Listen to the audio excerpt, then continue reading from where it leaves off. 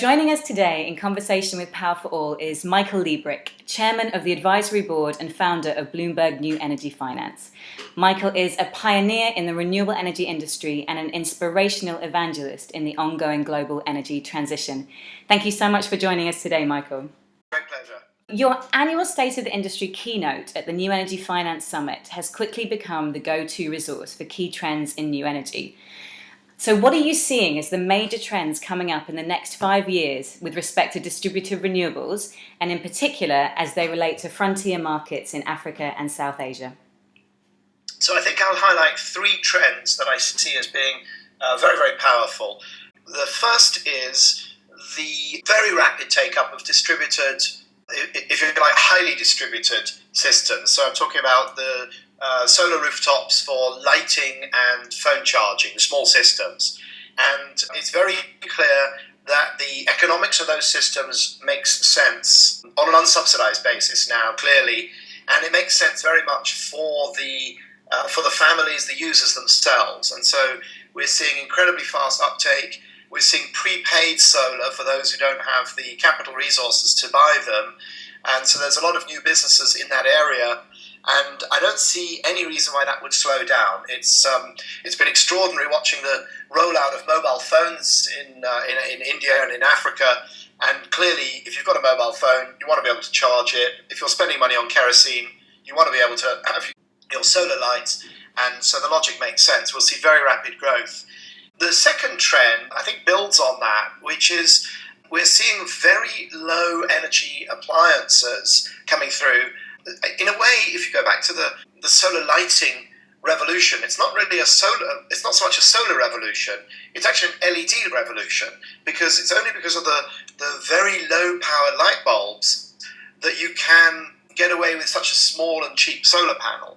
Now, what's coming down the track are very low energy fans, very low energy fridges, very low energy television sets, very low energy sewing machines, and so on. And of course, that enables, these are all appliances designed for off-grid distributed energy use. So I think that's going to be a very interesting trend. We're going to see that picking up, where people say, okay, well, it's great to have lighting and a phone charger, but actually I want a slightly bigger system. And these are families who will be becoming much, much more economically integrated into their national economies, into the international economy. And it's very, very exciting. By the way, the prepaid solar also will be pushing people into financial inclusion, because once you're paying for your solar, you can also be buying savings products, insurance products, and so on. So that's another interesting aspect of that kind of broadening of the solar lantern beachhead, you could call it. The third trend in distributed renewables in the developing world, I think, will be around, I don't want to call it microgrids, I'd rather call them micro-utilities. And the reason for the difference is that microgrid, first of all, what we're talking about is getting a village wired up. These will be villages that are far away from the grid is not going to reach them, and therefore it makes much more sense to establish a microgrid or a mini grid.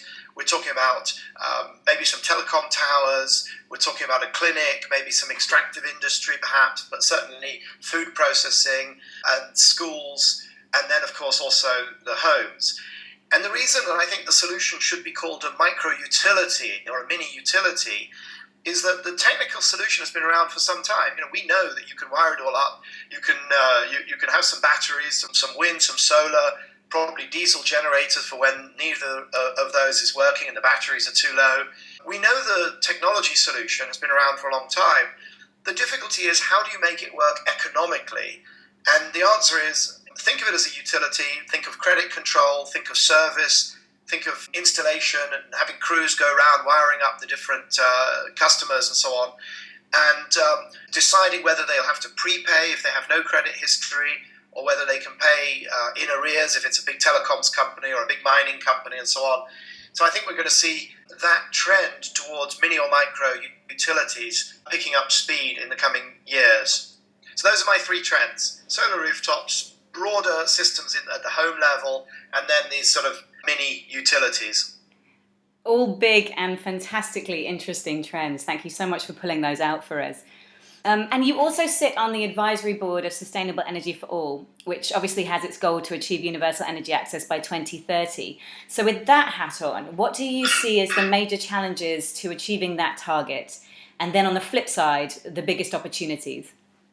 Well, so it's great to see Sustainable Energy for All under its new head, which is Rachel Kite, has got a new lease of life, partly because of Rachel, but partly also because, of course, the goals of Sustainable Energy for All, there are three goals, which is doubling renewable energy, doubling the rate of improvement of energy efficiency, this is worldwide, and then, of course, universal energy access.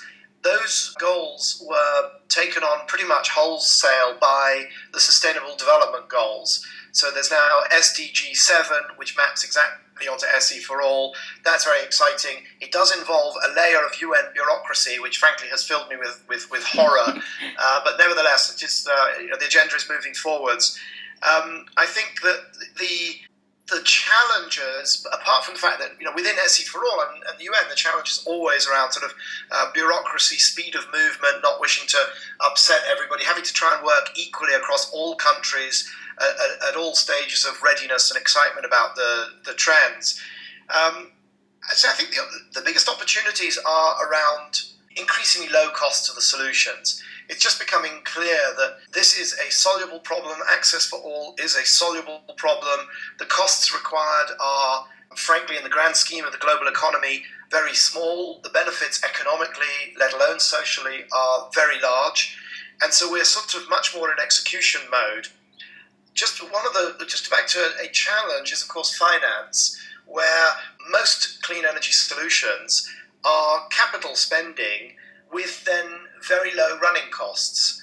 So your wind, your solar, your batteries, your energy efficiency, it's all money up front.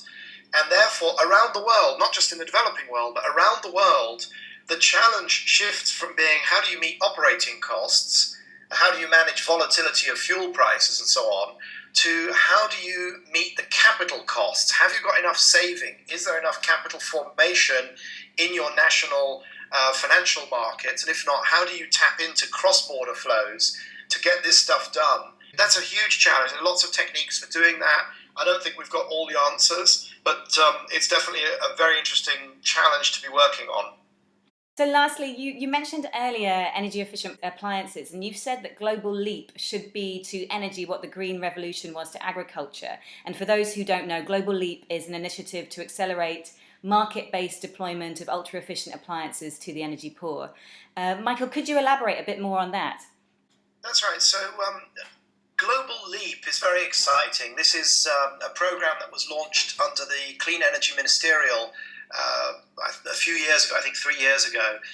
It's a competition between manufacturers to produce very low power appliances that are suitable for distributed generation across the developing world, but obviously with huge benefits across the developed world as well. We're talking about my television set probably draws 100 watts. We're talking about a television set that works on 6 watts. So a filament light bulb, which to light up a decent sized room, you're talking about minimum 25 watts, maybe 40 or even 60 watts. And an LED light bulb is around 3 watts, and possibly even less. So what you're talking about now is to try to follow the innovation in lighting with innovation across a full set of appliances. Leap has a program around refrigerators. It has a program around fans because, of course, if people become wealthier and then they they certainly will want a ceiling fan or a desk fan or a freestanding fan, and then air conditioning units and so on. So in order to forestall this huge demand in energy, Global Leap is about trying to ensure that there's a supply chain and models of very low power appliances. And the low powers that they're achieving are just phenomenal. And I draw the analogy with the Green Revolution. The Green Revolution, if you remember, there was this thinking that with population growth, inevitably would come mass famines, and that the agricultural productivity of the world, particularly in India, would be unable to keep up with population growth, and it would be an utter tragedy. And the Green Revolution was the process of improving agricultural productivity to such an extent that we are still, with 7.5 billion people, and the Green Revolution I think was in the 50s, 60s, 70s. So we've got 2-3 times the population, and yet we live essentially in a world of food plenty. Maybe not food distribution, but food plenty.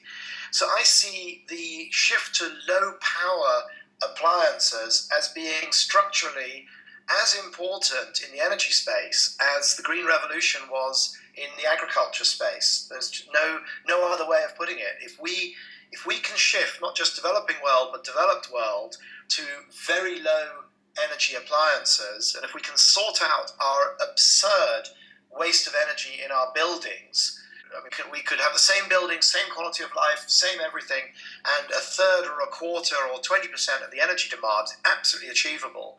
And therein, frankly, lies the solution to the climate problem. Fantastic. It would be phenomenally exciting if some of the incredible technological advancements that we're seeing in developing countries could sort of start to influence backwards. Thank you so much again for spending some time with us this morning. Great to get your insights and wonderful to speak to you.